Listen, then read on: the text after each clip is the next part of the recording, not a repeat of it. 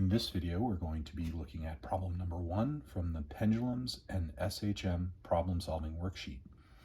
Problem number 1 reads, a pendulum makes 36 oscillations in exactly 60 seconds.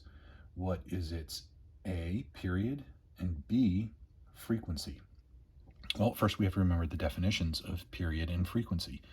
Period is the time it takes for one complete motion. So if we start here, we swing all the way out in this direction, and we swing all the way back, that time that it takes for one complete cycle of motion is the period.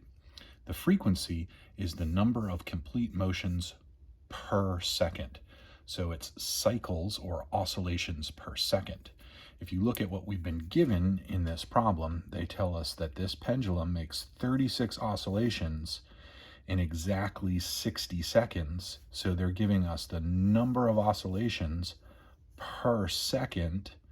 So they're telling us frequency. They're telling us oscillations per unit time. So in tackling this problem, we're going to solve part B first.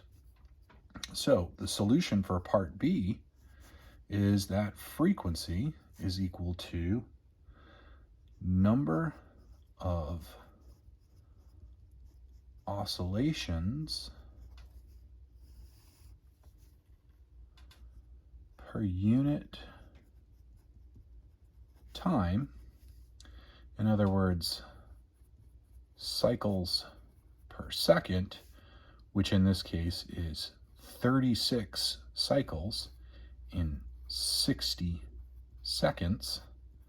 So 36 divided by 60 is going to give us 0.6 cycles per second, which in SI units is 0.6 hertz. Okay, cycles per second in SI units is hertz. So this is the answer to part B. This is the frequency. So we make less than one cycle in 1 second. Okay, so every second you get 0.6 or 60% of a cycle complete. Okay, now we also know that frequency is the inverse of period, and period is the inverse of frequency. This relationship stands for any simple harmonic oscillator, really for anything. When you define period and frequency the way we do in physics, they have to be the inverse of each other. So now, instead of doing this first, we'll do this second. Here is the answer to part A. In part A, we can say that period is equal to 1 over frequency.